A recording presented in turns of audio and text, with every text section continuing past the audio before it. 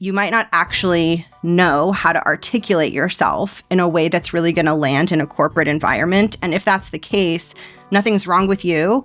It's not that you're not smart enough. It's just a set of skills that you can learn. And once you learn them, you will know how to represent your ideas and yourself really effectively. Welcome to the Trill MBA Show, the career management podcast teaching Black women how to become unstoppable at work.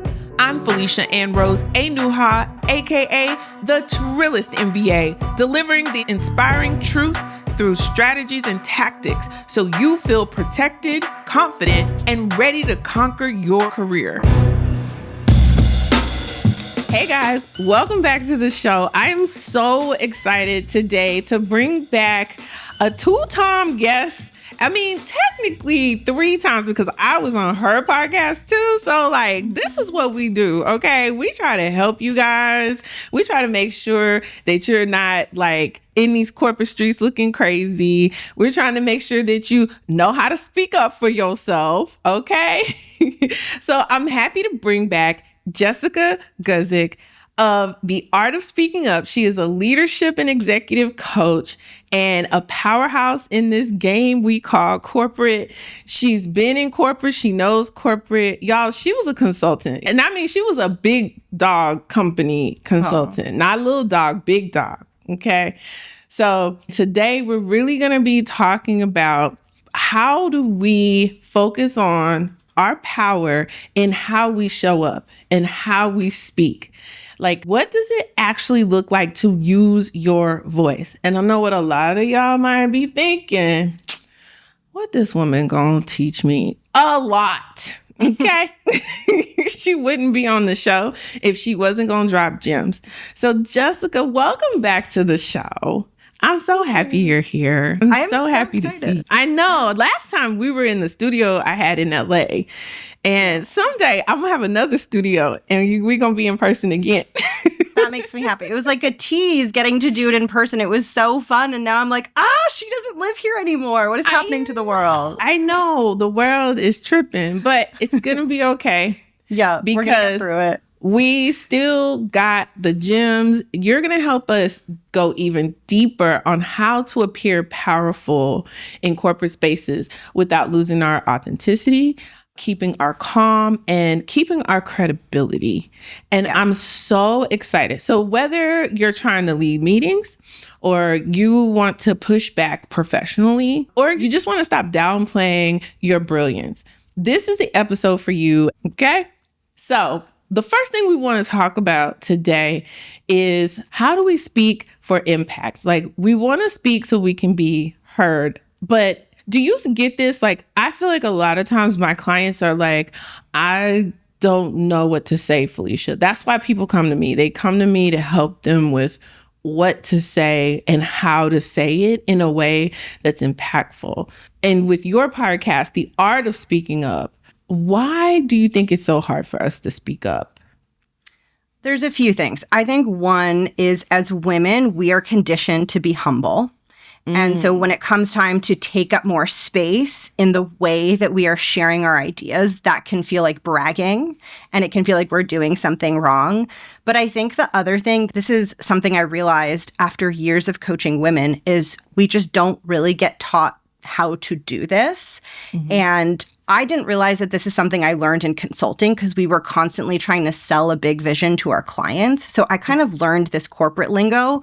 But if you haven't been in a very specific environment that teaches that, then you might not actually know how to articulate yourself in a way that's really going to land in a corporate environment. And if that's the case, nothing's wrong with you.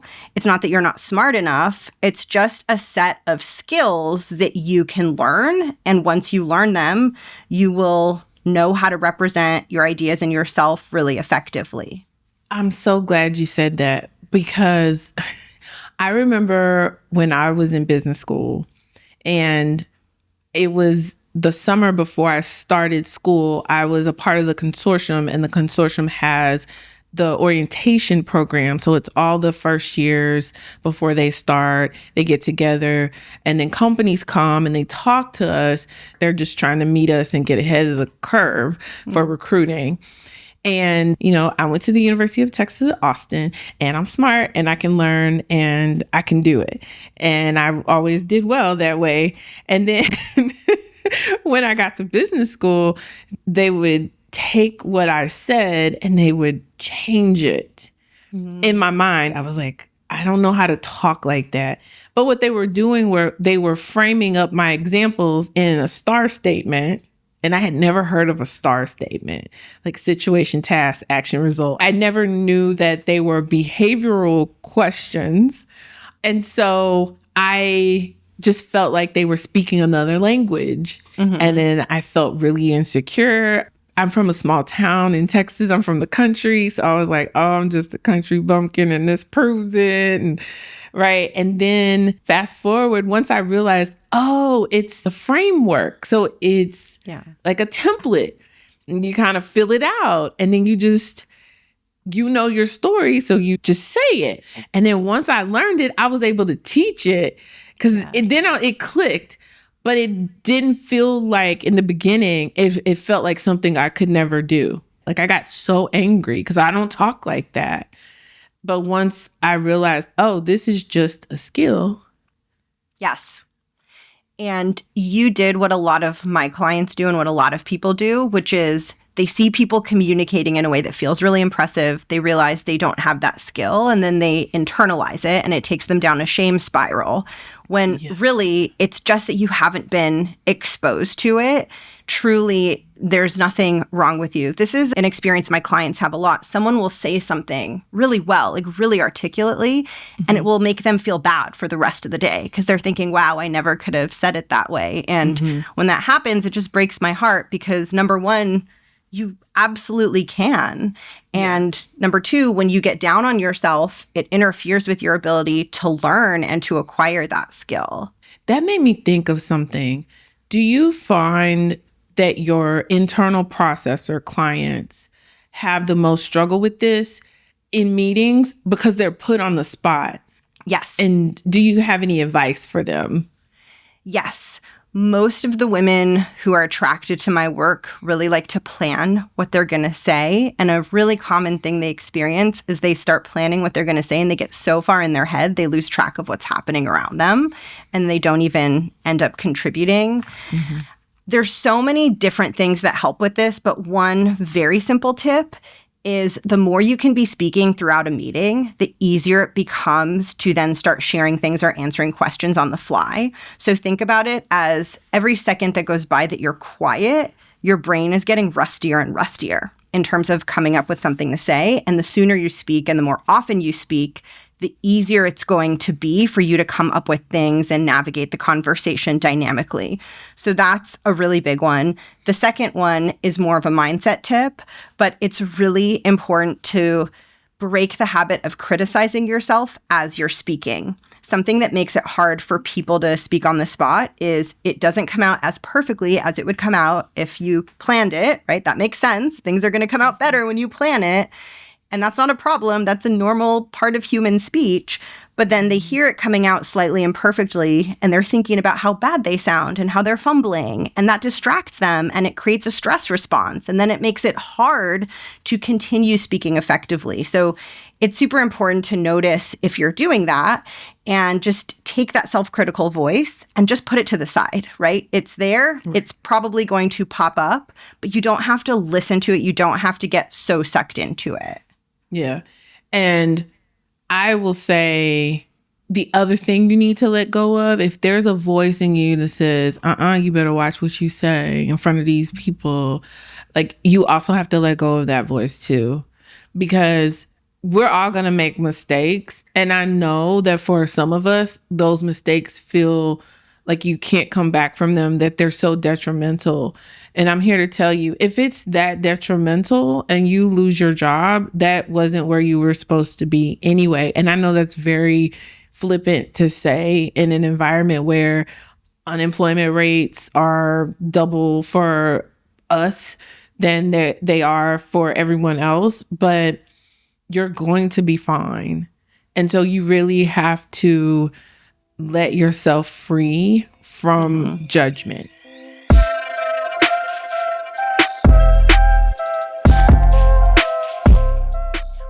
often tell my clients is when you're worried about upsetting someone or stepping on someone's toes, it's not because you have secret plans to sabotage them and the thing that you're saying is going to make them realize it. Usually the thing that you want to say is coming from a place of you deeply caring about your work and wanting to do good work. Like, no one who's listening to this show is someone who's trying to do the least and trying to make people around them look bad.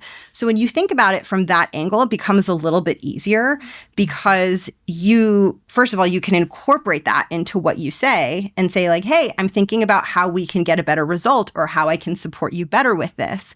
And second, that can help you feel just a little bit more at ease knowing that your intention is truly to serve. You aren't trying to do anything subversive in the room. Yeah. Also, assume positive intent. And I know that's very hard, but just assume positive intent that the person you're speaking with also wants good things and they're really not thinking about you like that. Like they're not trying to come for you. You'll know when people are really trying to come for you. But if you are always sitting in a posture of, oh, they coming for me. Oh, I got to be super careful. That walking on eggshells, you got to let that go because it's going to go down how it go down anyway. Yes. Right? Yeah. And sometimes people feel that energy, right? And then that's the energy itself that makes them feel like it's something weird in the room. And so, but I think it's hard because I know people have had real experiences where something unfair has happened and now they're afraid that it's going to happen again. So like at the same time, I wouldn't want to invalidate the feeling, and it's a hard line to walk. It is. But you have to remember that where you were isn't where you are. Yes. And you can't live in the past. You Yes. literally have to let that go. And this is why I tell anybody that works with people, please get a therapist. Oh my gosh, yes. You have to get a therapist because there's so much stuff that we carry in our back seats. And if we're not careful, we bring that with us. And then the next thing you know, you're getting upset and you're getting angry. And it's not even about work. It's not really about work. It's just that was the last straw to your emotions. And then, you do something you can't come back from. That's why I always try to tell people like, well, I try for myself too. I try not to say anything or make any decisions when I know I'm in an heightened emotion. Like if I know I'm upset about something or somebody says something to me and it hit me wrong, I try not to immediately respond. I try to say, okay, let me process that. That's like my go-to to say, okay, I just need to process what you said. I'll come back with the response that moves the business forward. Yes. Right? And I'm sure that you had to put effort into developing that because it's what you're describing is simple, but it is not an easy thing to do in the moment. Here's our goal today, just so you know. We want to give you language. We want to give you practical nuggets of language that you can take and use like templates so that this will work. Like if I say this, I sound smart, I look smart, I am smart. I'm doing the damn thing. And it builds your confidence. Because how much of this just comes down to just confidence? Huge. I had this thought when I was getting ready for our interview in front of the mirror. And I realized, because I was thinking about my clients really want to sound smart, right? They want that so badly. And I was thinking, do you realize that the successful leaders are the people that are kind of dumb, but just had a ton of confidence? And then I had this thought of like, what if the answer is in a way to try to be dumber? Like, what if the answer is just to let go of that idea and confidence is the thing that got them where they are? And they didn't question themselves and say, oh, I don't have this skill or I don't understand this. They just move forward, and that's how they get ahead in an organization. And I think as women, that is much harder for us to do. We feel like we need to have the answers and the expertise before we're quote unquote allowed to be confident. And it's really helpful to look around at the leaders around you and ask, Is it that they're so smart, or is it that they're confident? And it can help you start to see a different way of approaching things. Mm-hmm. Now, here's the conundrum. I still don't know what happens when a woman comes in and she truly is just confident and she gets all these labels. And no matter what your ethnicity or race or however you identify, if you identify as a woman, then if you walk in the room confident, now there's, oh, she full of herself. Have you seen that happen? Yes. I think as a society, we still don't have a way of understanding what it even means as a woman to be self-assured. Like, it's such a novel thing compared to a man being that way, that when we see it, it brings up dissonance and discomfort. And all of a sudden we start criticizing in our minds. And I think it's a very unfortunate thing that happens. But I also think we shouldn't shrink ourselves because it happens. We have to just be willing to power through. One thing that I share with my clients that really helps them is your job isn't just to be confident. Your job is to be inspirational. Your job is to make everyone in the room also feel like a hero. Because if they feel like a hero, they are going to be obsessed with you if you made them feel that way. And that really helps them see like, oh, I can take up space and I can be a leader, but in a way that feels really good, because it's not just about me and I look so good. It's like, I have to get this room full of people excited and engaged and really bought into this.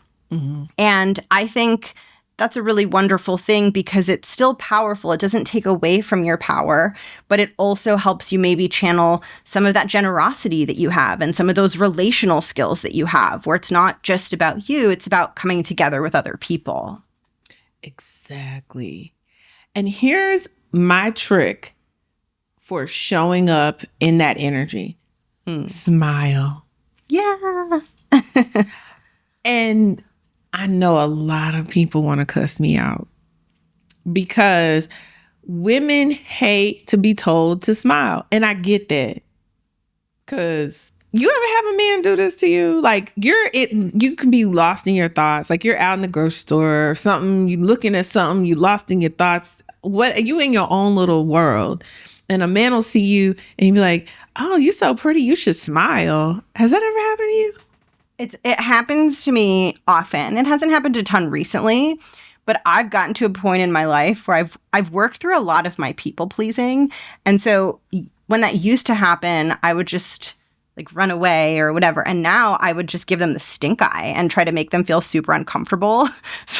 So I'm just like, okay, fine, you can do that to me. But just so you know, this isn't going to end well for you. It infuriates me. It deeply upsets me. Yes. And I think that's why, we've kind of gotten into this, we really don't care. But when we're being strategic in the workplace. Oh, yeah. Okay. So understand, outside of work, yeah, we really don't care. But at work, we're on a mission. Yeah, no stink eye at work. Just to clarify. This is like grocery store aisle. Yeah. And being like, smile. And you're like, absolutely not. Yeah.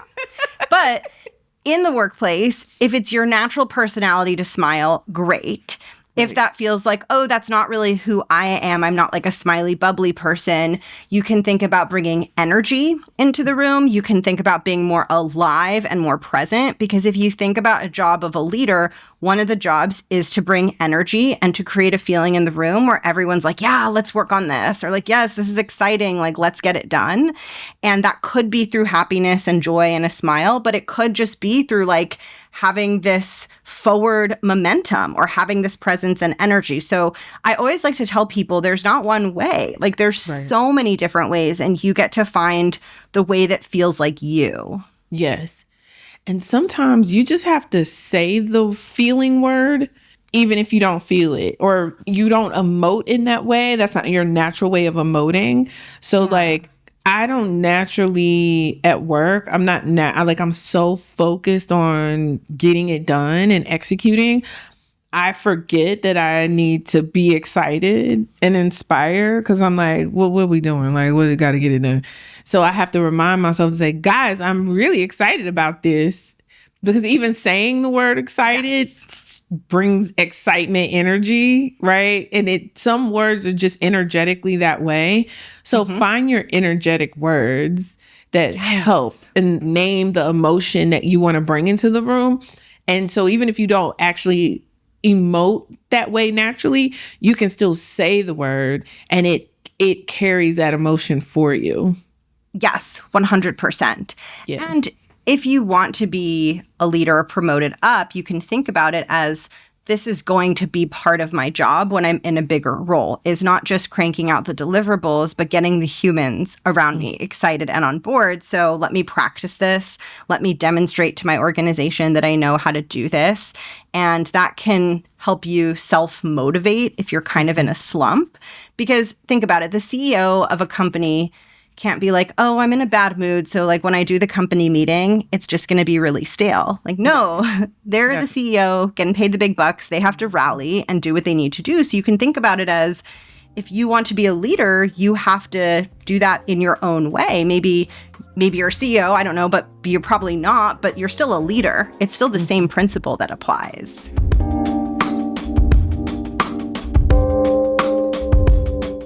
Jess, can you give us some examples of language that signals leadership and strategic thinking, either in meetings or in presentations at the office? Just how do you show up in that way from a words and language standpoint? A really big one is to talk about the bigger goal. So, for example, if you're kicking off a meeting, instead of saying, today we're looking at the project plan, ask yourself, what is the bigger goal that this project plan is feeding into? Oh, it's helping us launch our product. So you could kick off with, as you know, it's super important for us to launch this product out to market next quarter, which is why I'm really excited to share the project plan that is going to help us do that. That's also known as top-down communication. You're starting big. You're starting with, like, we have this really big goal of getting this product out. Oh, and by the way, here's the more specific thing that we're working on. And it helps an executive audience orient of, like, why does this matter? Why am I in this meeting? And another way that you can apply the same idea is leading with the bigger business goal when you're putting forth a suggestion. So instead of just saying, hey, I think we should extend the timeline, ask yourself why. Why will the business benefit if we extend the timeline? And then you can say, I really want to make sure that we have time to do excellent design work so that we get good ROI on the campaign. So I actually think we should extend the timeline. This shows people you are thinking deeply. It makes your suggestion feel weightier and more legitimate. And for most people, they're already thinking these things, right? Like if you're engaged in your job, you are always asking yourself, how can I do a good job? Right. So basically, you're just getting yourself to share those things outwardly so that people can see the connection between your work and your suggestions and those bigger business goals that you are supporting and working towards in the work that you do. That's bars. Listen, I hope you picked that up because that was worth money. That's what I'm talking about. Let's drop these gems today. So now, you know how we talk about self-promotion, right? Like I tell people all the time, your work can't talk. You talk and you have to talk for you. But how can we reframe self-promotion so that it feels less awkward and more powerful when we're talking about our accomplishments? The phrase, your work can't talk, that is genius. This is the first time I'm hearing that. And I'm like, wow, that is so good. So there's a couple pieces to this. One is what I've been saying is you're getting people excited. So when you talk about all of the value that your work is creating in the organization, that makes you look good. And it also makes your audience think, oh, this is going to make me look good. And this is going to make the team look good. So that's one element. Another piece is something that I call selling the back end. So this is where you talk about all of the back end work that went into your deliverable that might not be immediately obvious to your audience. So you want to ask yourself, what knowledge did I use to create this? What expertise did I leverage to get this done? What problems and obstacles did I overcome along the way? A lot of times we're doing all this problem solving and all this deep work, and then we have a deliverable, and we don't tell our audience the story of all of the incredible things we did on the way to getting there. And for a lot of my clients, they don't even think that what they've done is remarkable because they're so used to it. Like, oh, of course I pulled this data set. Of course I cleaned up all the data before I built the model. And I'm thinking, okay, but if your client isn't or not your client, if your audience member isn't a financy person, that's going to be very impressive to them that you did all of that stuff. So talk about it. It's going to help educate your audience on what went into your work, and it helps executives understand the mechanics that are behind your deliverables in a way that's useful for them. You guys, you got to understand, your boss and your boss's boss, if they did do your job, it was years ago. And they did it with different technology than we have today. Yes. Which means they don't know your job, or they also have this assumption that it's easy to do your job. I have a friend right now who has her boss's boss doesn't know how to do her job or her direct report's job. Like, she's just been the leader in that role for so long, and she's the head bitch in charge. The yes. HBIC. I love it. But literally she does not know how to do their job. And that makes it very hard because they don't communicate the mechanics and everything, I think, very well. And everything's moving so fast that because she doesn't have a sense of every little piece that has to be orchestrated and all of the stakeholders that have to be aligned and all the things, there's this like, oh, you should just be able to do this, or it should just be that. Yes. And that's why it's so important. What you just said was like, I hope people really hear that, because, and I'm guilty of it too, of not thinking through like showing my work in a way, because there's a lot of thought work that happens before you ever pick up a mouse and open an application and go into that application, whether it be PowerPoint, Canva, Word, Excel. There's a lot of thinking that goes into what you're about to do before you ever do it. So then when you actually pull it all together, and some people are like, oh, that's what I need. They just see the end result and they think, oh, and like it must have been nothing. But like you did a lot of work and took the time to like tie it to the business deliverables, tie it to business expectations, make sure it hit the mark. Or if you're writing a brief, you had to go make sure you got the right research, or whatever tasks or deliverable that you're doing. Yes. We need to show our work. And I just want people to get that and not be afraid to show the work. And don't let yourself talk yourself out of it. Just because you can do it doesn't mean everybody can do it. Yes. And it's, even though it makes you look good, it's truly not bragging, because when your audience understands what's behind the thing they're looking at, it helps them understand that thing at a deeper level. So it truly is useful for them. And it really helps them start to see you as highly valuable, because when you say things like, because we've run campaigns like this so many times, we know exactly how long it takes and exactly what the budget needs to be. They think to themselves, oh, it's good we have her. Like, she's done this so many times. She knows exactly how it needs to run. They start to think, okay, we need to make sure not to lose her, right? Like, we need someone who has that level of deep knowledge. So anytime you drop one of these little hints of like, hey, I knew how to do this because I have knowledge and skills and expertise, it makes them think, oh, good. It's good we have that within the organization. Yeah. And that helps you stay off the list. You know, the layoff list. Yes, absolutely. Always a list. Oh, especially now.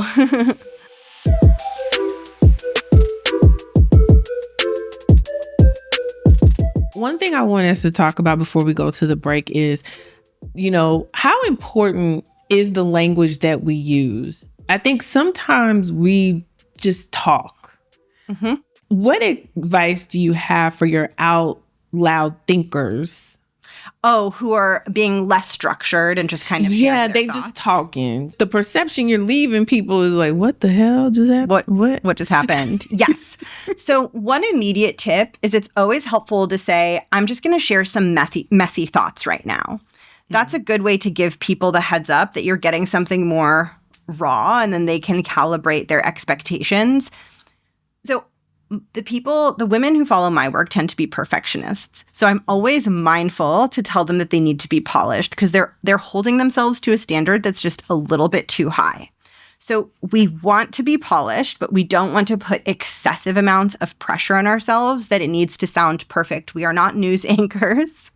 We are not professional speakers. We are corporate professionals, which means that we want what we're sharing to be clear. We want our audience to understand why it's important. We want to have some basic structure behind it. But do we need to get every word perfectly? No. Is it a problem if we fumble a sentence while we're talking? No, not a problem. What you're telling me, to me, it sounds like someone who could benefit from just loosely structuring things out. And instead of going on a long, meandering trail of thoughts, saying something like, okay, I have 3 topics that I want to go through. Let's start with the first one. Even like a light structure like that can make a really big difference. There's a few ways you could say it. You could say, I'm going to share some unstructured thoughts. Okay. I'm just going to share my messy thought process. You could say, I'm going to think out loud for a minute. And then it's less overwhelming because people know, okay, there's going to be a brain dump versus if you just brain dump, they're like, what's happening? Yes. So one of my clients, she got feedback, and she's a Black woman, and she's very polished. She's very perfect. Like, she's a badass, right? And one of her feedbacks was that she came across too perfect. Mm-hmm. Like, she came across too polished, like too buttoned up. I forgot the exact words, but it was like, really? So I realize now, because I believe she's an internal processor. And so she does structure and plan everything she's going to say. And I think one of the things that may help her in that breaking down the wall of connection, yes, is to say things or plan for messy thoughts. And I think that's a good trick for anyone who is so on their A game that you then get dinged for being on your A game. Yes. Well, I see this a lot as well because I think people are so afraid of fumbling that they overscript, and then it feels very robotic, and then their audience feels uncomfortable because it's like you said, their audience can feel that. And I think it makes sense if we're talking to someone and they feel very polished. It makes us feel like, oh, shoot, I need to be on my best behavior. You know, it changes the vibe in the room. And I think it can feel very psychologically scary to depart from that style of communication. So I like to tell people to experiment in small ways, bringing in their personality, bringing in moments of warmth and present. It could be a small joke, even a tiny bit of small talk just at the beginning of like, oh, my cat jumped right in front of the camera. They always do that right before a meeting. Even just something like that can help humanize you. Yeah. And I know this is emotionally exhausting. Like, it is for all of us trying to think through how to show up. But if you're intentional with it, it makes your life easier on the back end. Yes. And the other thing is, as your confidence grows and you get more comfortable, it does become easier to relax. And a lot of these meetings that used to feel like a performance, they just start to feel like conversations. So a lot of that over preparing and anxiety tends to go away. And for many people, it just takes reps and exposure and time to really build their confidence. But like, you get a promotion or two within your organization and you know people like you and respect you, you start to feel less afraid and you start to feel like, okay, I can just come and like run this meeting. I don't have to have like 27 perfect talking points ready to go. Yeah. That is perfection. So listen, guys, we're going to take a quick break. And when we get back from the break, we're going to talk about leading with action, even if you're not the boss, because this is the other way that you show up in a powerful fashion. And Jess is going to give us more tips, tricks, and tactics to help us show up at work in a powerful fashion when we get back from the break. Let me ask you something. How many times have you watched less competent folks get promoted while you just stay stuck? I've seen it so many times. The whole reason why this show exists is I was like, what am I doing wrong? I would always blame myself. And if you're like me, you're probably sitting there doing that too. And the thing is, it's not your work and it's not you. It's actually your career strategy. You don't have one. That is the fundamental problem. Your hard work alone doesn't get you promoted. Strategy gets you promoted. So I have the FastTrack system. It's for high-performing professionals like you who are ready to create their career strategy using the PI framework. This is very tactical, to the point, okay? So you'll walk away with a personal power plan that shows you exactly where you're strong, where you're invisible, and how to shift your career strategy without compromising who you are. So now, if you click the link in the show notes, you can go to the page where you can get this FastTrack system. You already have what it takes. You just need a strategy that works for you.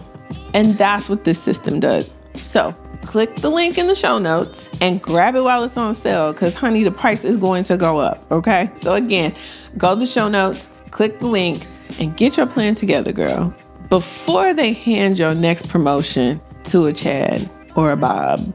Now, let's get back to the show.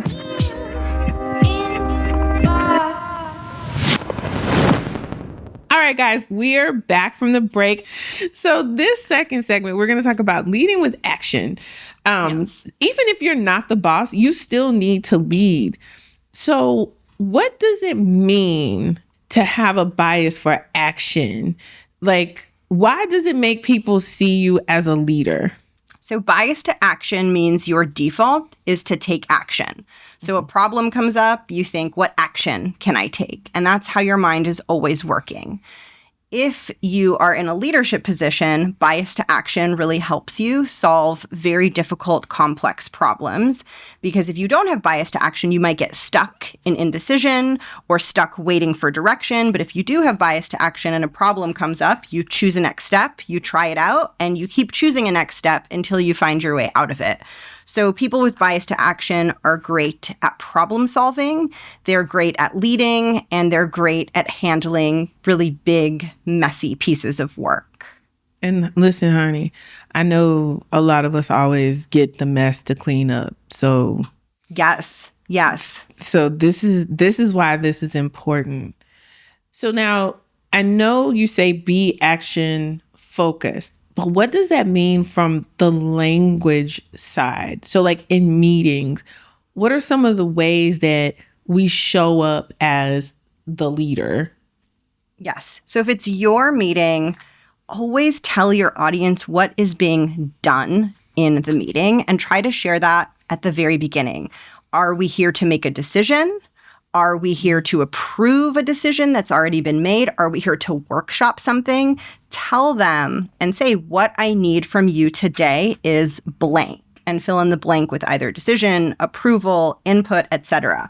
This automatically positions you as the leader. When someone is telling us what to do, our brain just automatically assumes, oh, they're the ones in charge. And so it's a really helpful way to elevate your status in the room. But even if it's not your meeting, you can still demonstrate bias to action by saying things like, okay, it sounds like we've made a decision on this. Should we now move into the next item on the list? Or you could say, it sounds like we're stuck on this one thing. what can we do to help solve this so that we're able to move things forward? So it's just language that shows people that you're thinking, what's the next step and how can we get to it? And when people speak this way, what you'll notice is everyone in the room will then start looking to them, like for the answers, because they're the one creating direction. So it creates a form of gravitas that then has people looking to you. So if you're doing this regularly and the room gets stuck on something, people will turn to you and they'll like wait for you. Like, oh, well, she usually says the thing that gets us unstuck. And that's a really, really good reputation to have in corporate. Yeah. And this is why you always need to have a point of view. Because with saying those words that Jess said, you can't just say, okay, guys, I think we need to get unstuck. I think this is a point where we're stuck. And then be like, yeah, I did it. No. Right. That's not how that works. Yes. Yeah. And you don't have to have the exact answer. It doesn't have to be like magic wand. I have the thing that gets us unstuck, but you have to come in with a perspective. So even saying, what do we need to solve this? That immediately positions you as the leader because you're basically telling everyone like, hey, let's move it along. Let's get this going. Yeah. And people do want to move along and we want clarity. We all want clarity, but for some reason we get like lost. Yes. and we don't drive for it. And that's why I think your tip is so important, because part of that being action focused is driving for clarity. And driving for clarity is using the language that Jess just gave us. So like everybody can use that language. There are no landmines for that. Now, you can't say it with attitude. Yeah. Yeah. But that's be mindful of your energy that you're bringing to the room, right? Yeah. Yes. And people can feel your energy. And something that I often share is just the energy of service is a very useful energy to bring to a room. So the thought process behind that is, I want to help these leaders. I want to help the company. I want to help these leaders. I want us to finish this. I want it to be done well. If that's the energy you have when you share these things, people feel that intention and they feel that it's coming from a place of, oh, she wants to make sure that this is done well so that we look good, and they won't be offended by it. They'll want to lean on you to help them get a really good output. Yeah. And that's what you want. Like, don't run from that. Don't be afraid of that. Be visible.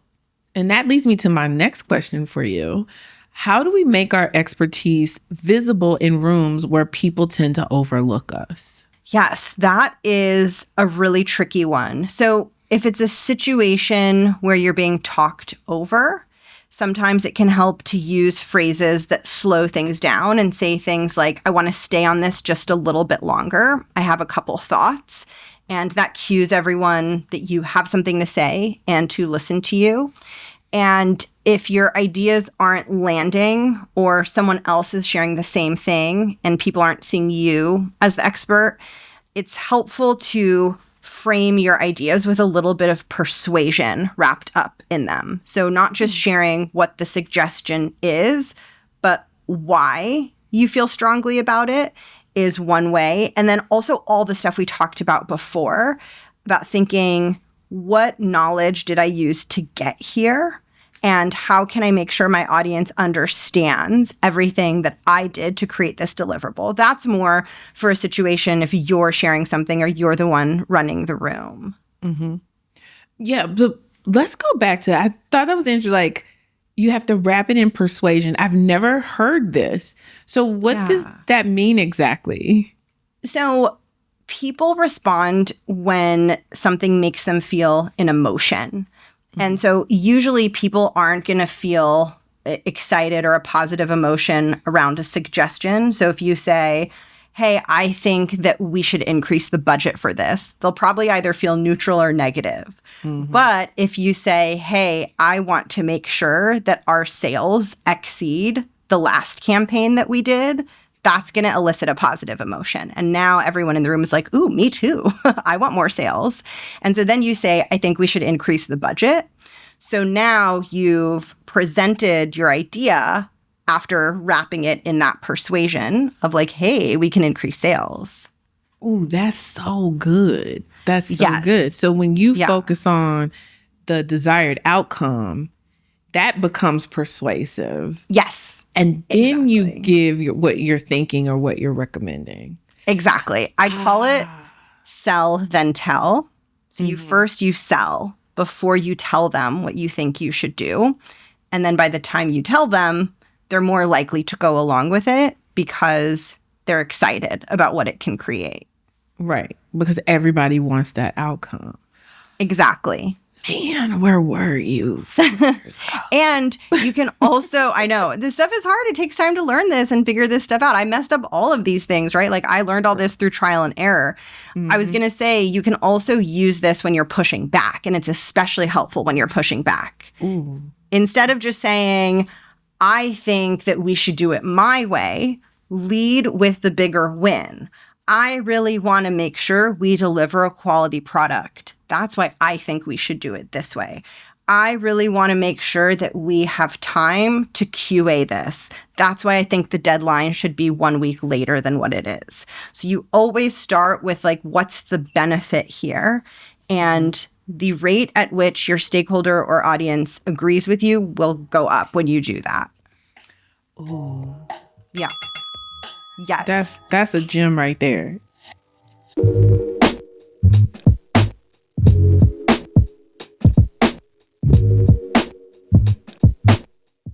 And I think the byproduct of that is additional visibility, which you want. I think a lot of people run from visibility. And it's so funny because the same people who run from visibility also feel away when they're like ignored or they're sidelined, which I think is funny. Yeah. Humans are so human.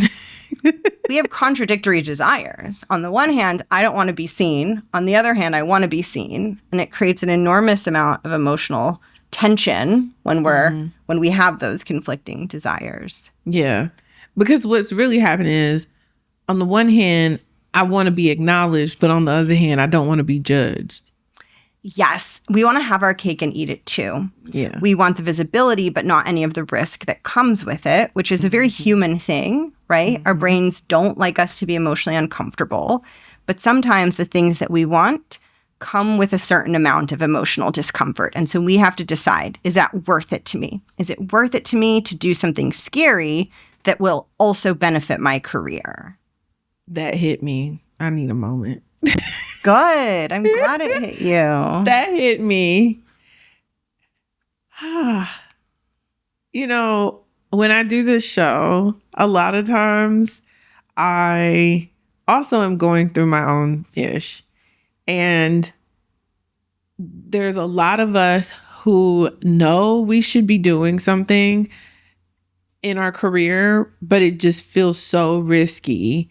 And we're trying to remain safe, whether it's speaking up in this meeting, asking somebody to be your mentor, or even just asking an influential person to coffee, or, you know, trying to make a connection, or battling with a cross-functional.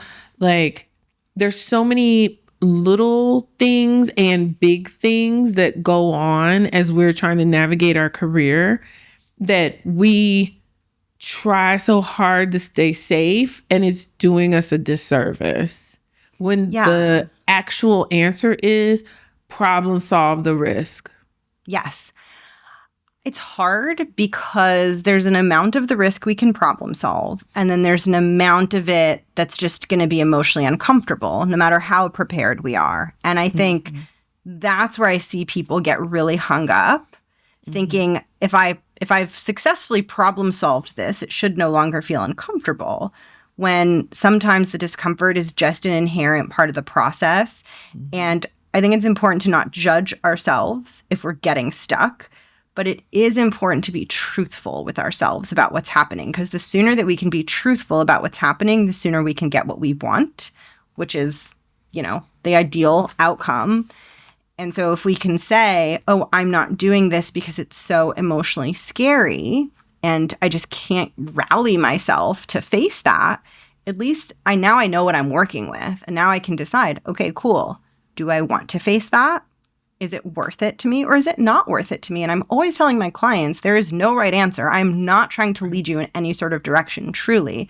I am just trying to get you to pick what you truly want. Yeah.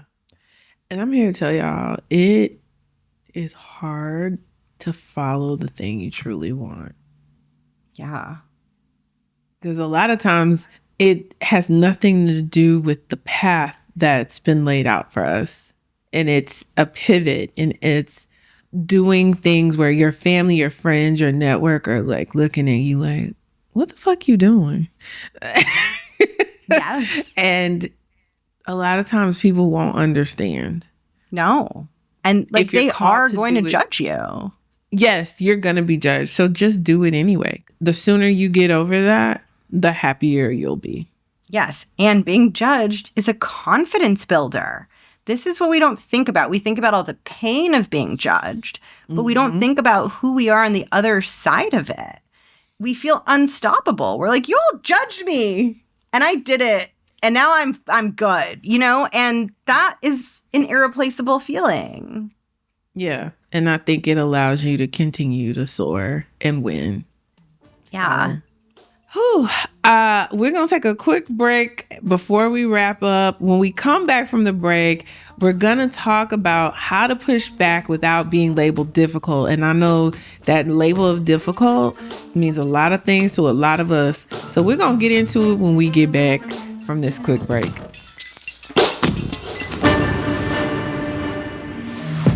Hey guys. So we have digital tools that accompany each episode to help you work through some of the tactics and strategies that you need to put into place so that you're thriving at work. So go to trillandba.com, and if you haven't already, sign up for our freebies and you'll get access to not only these digital tools that go with these episodes, but you'll also get access to every digital tool I've ever created that's free to you to help you in your career. Now, let's get back to the show.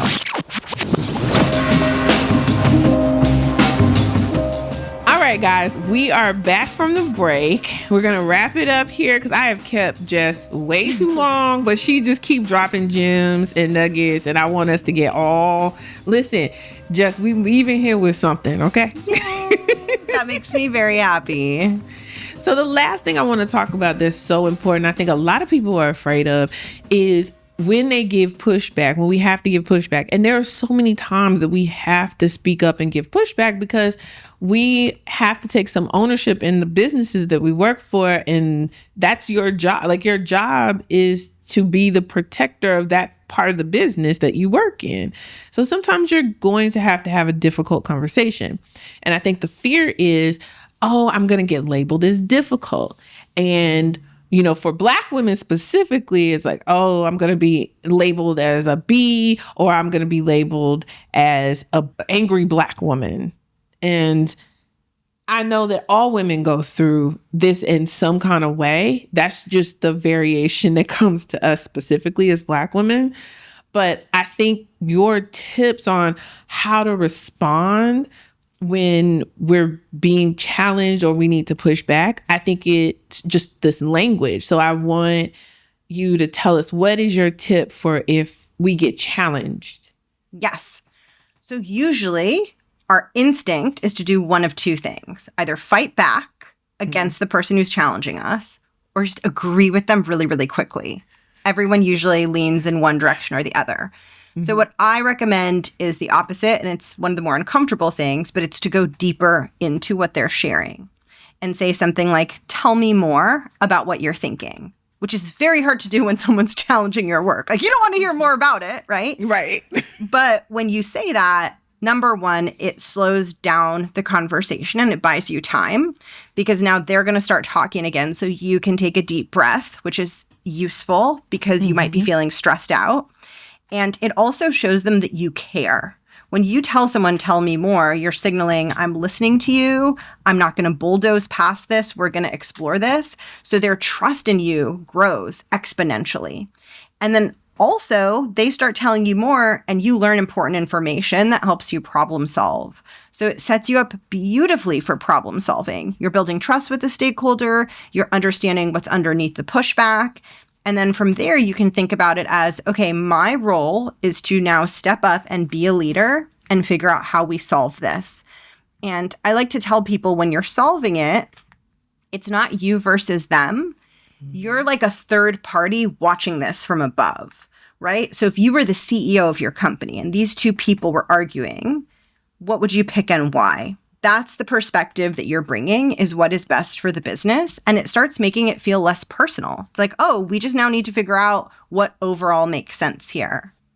That's so good. And I want people that refocus on what's best for the business. I always tell my clients, focus there. Yes. Because a lot of times you're upset about some shit that's not important. Yes. Like if you in your feelings, they in their feelings, and everybody is just trying to do the best they can. Also, everybody's got shit in their backseat.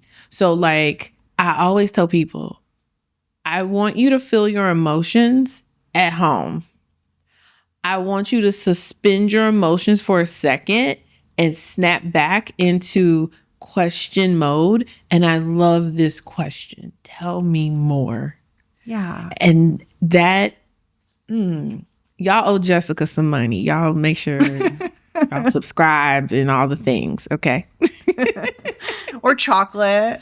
So how do we then push back without being seen combative? Especially when, we're dealing with all the isms and biases in the room. Maybe we're the only woman in the room. Maybe we're the only person of color in the room. Like, what is your tip or tactic for that? So the cool thing is that the tell me more works in both directions.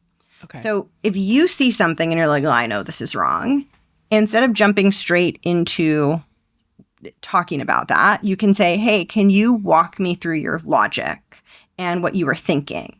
And then they're going to go deeper into it. And then you're going to say, okay, great. So it sounds like you set it up this way for these couple of reasons. Is that right? Mm-hmm. And they'll say, yes.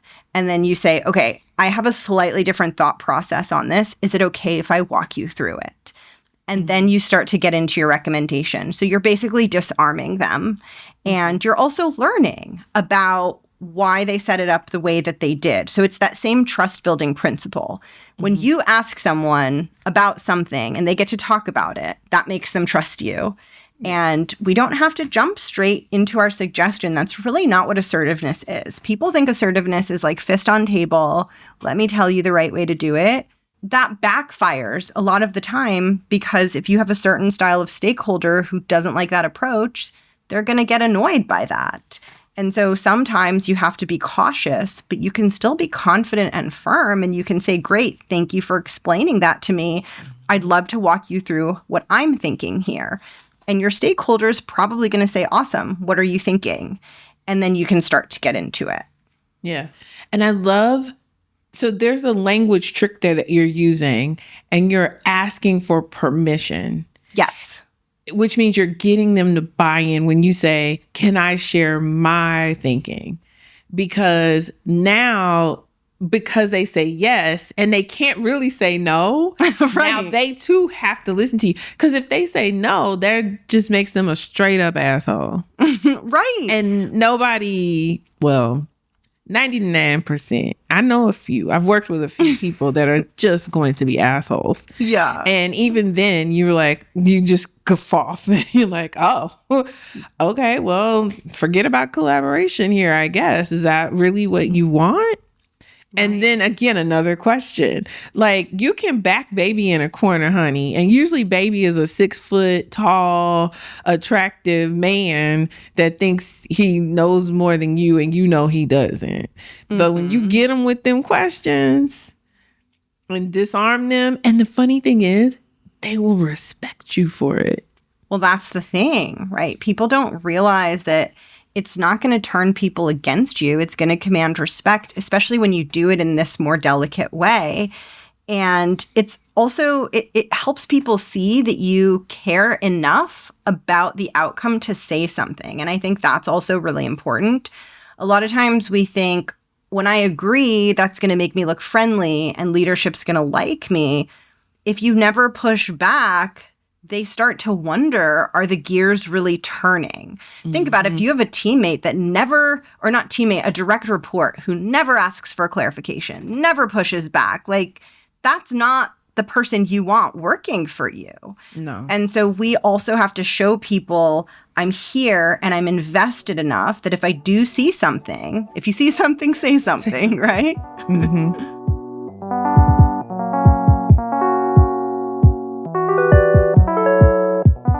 Now, I will say, and you tell me your thoughts about this, I feel like there's a little bit of a caveat. I've worked in cultures that are yes cultures. Do you know what I'm talking about? Like, even though people know, like, oh, this is some bullshit, like, we really should do it this way.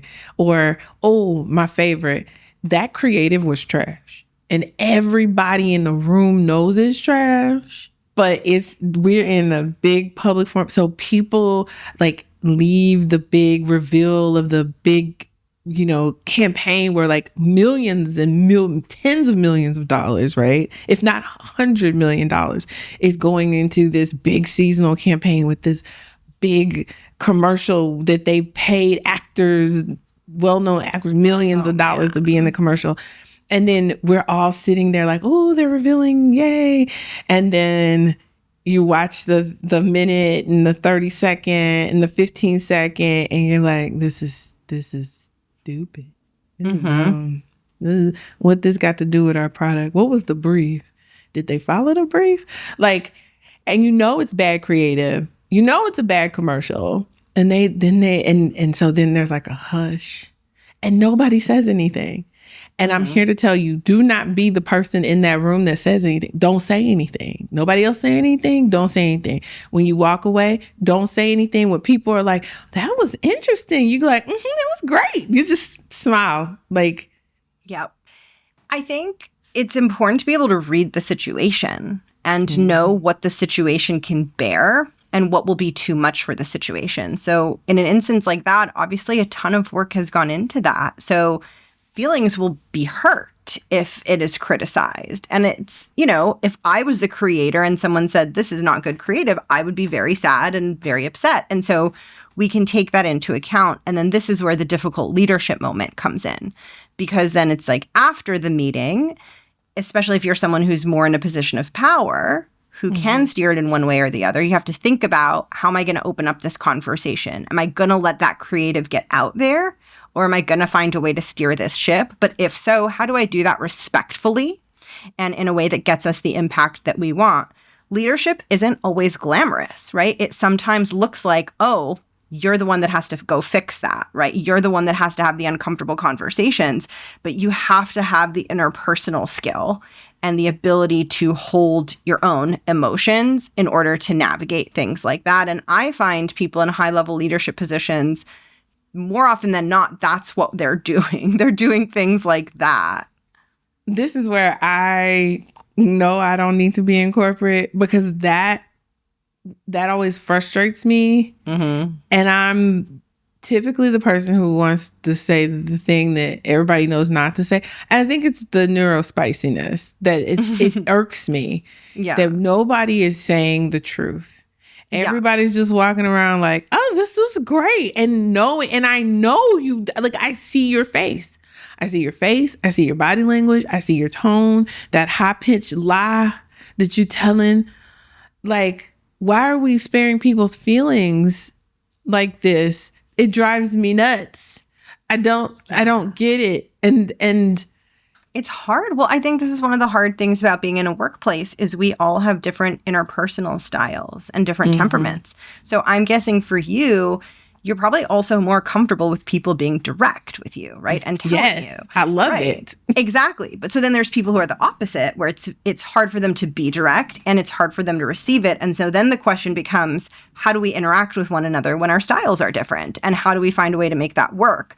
But the people who answer that question get really far in an organization because they've somehow figured out how to get things done without pissing anybody off along the way. And it's a very tall order. Like, it's not easy to do. It requires insane amounts of patience. And it can also really help you distinguish yourself because you become the only person that can navigate through it because now it's interpersonal. They can't just hire someone to do that. And that can really distinguish you in an organization. Yeah. And I've seen those people and I've seen them rise and I've always admired them because they show up as the diplomat. Yes. And I just... Yeah. And they're even keel. They're never frustrated. Yeah. I would say sometimes it's telling people what they want to hear, but sometimes it's knowing how to tell people what they don't want to hear. Yes. In a way that they can actually receive it, which makes it become something they want to hear. You transformed it somehow, and now they're open to hearing it. Yeah. And that's one of my communication struggles is understanding how to communicate in a way that somebody can receive it. Mm-hmm. Not necessarily how I would want to receive it. Do you have any tips for that? Yeah, I was going to say, I'm a really big fan of having conversations with people around this and saying, what is your preferred way of receiving feedback? What feels good to you? Even when you're starting with a new boss, asking them, how do you like to interface? How do you like to delegate? What feels really productive for you? And then what starts to feel very frustrating to you? Because literally everyone's different. And something that is very helpful for one person can drive someone else totally bananas. And so I think to just very honestly say, I'd love to learn more about what feels best to you when we're working on this together. You know, for some people, they might be scared to open up to you and they might just say the perfect little ABC answer. But then some people might really open up to you and that opens the door for a really wonderful interpersonal connection that can become a part of that professional relationship. Yeah. I think a lot of it is just not being afraid. Not being afraid to ask these questions, not being afraid of saying the wrong thing. You know, a lot of this is about us influencing. And there's power in that influencing. So you can't walk on eggshells with it. You got to test and learn. Mm-hmm. You're going to fuck it up sometimes. Yes. And that's okay. And I really like to think about it as the more I can empathize with the other person, the more effectively I will navigate whatever frustrating dynamic is happening between me and them. So when we go to a place in our minds where we're thinking, why are they so difficult? They're never willing to receive feedback, or they always do blah, blah, blah. All of our walls and defenses go up. And then we become more frustrating to them. If we can get to a place and really be honest with ourselves and say, you know what, if I was them and I said what I said to them and I had their personality, I could see that would feel really bad. Okay, maybe I should adjust. It requires so much humility. And I hate doing this. I hate being like, oh, maybe I did that wrong. But it makes us so powerful in our interpersonal skills because we learn, oh, I need to adjust. I need to course correct. And then ultimately, we end up getting the thing we want. And so I know you said this and it really stuck with me. You said you're playing chess versus checkers, right? And that's a little bit of what this is. If I can have the patience to figure out this frustrating dynamic between me and this person, I will end up getting what I want. So even though I don't get the gratification of being totally honest with them now and saying, screw you, I don't want to work with you on this anymore, I am going to have a delayed payoff of I solved this big thing. I have a great reputation within the organization. And truly, when you solve interpersonal dynamics, you become very difficult to replace within a company. And that can get you promoted very quickly.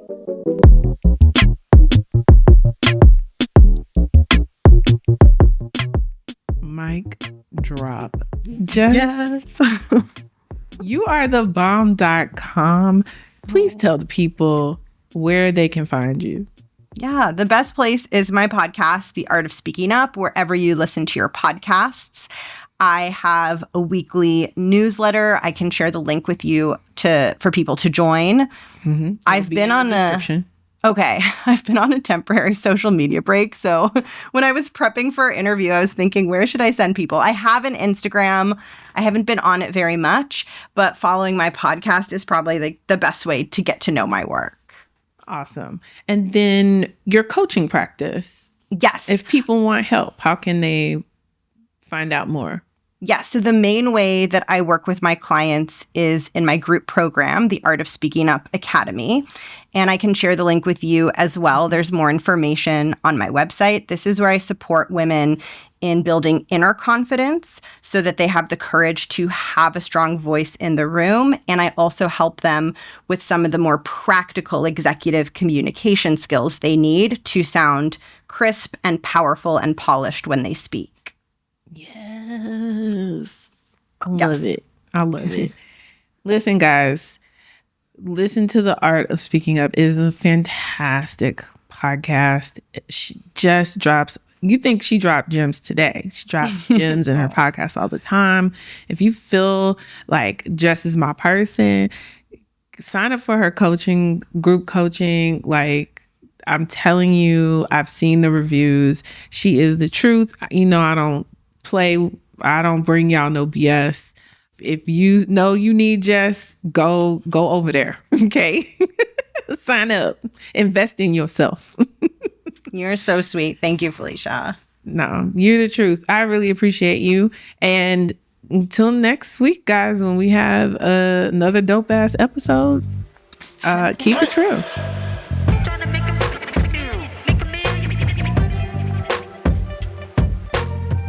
Well, guys, that's a wrap on another great episode of the Career Management Podcast for Black women. Yes, girl, this show is just for you. We're here to tell you how to play that chessboard at work, girl.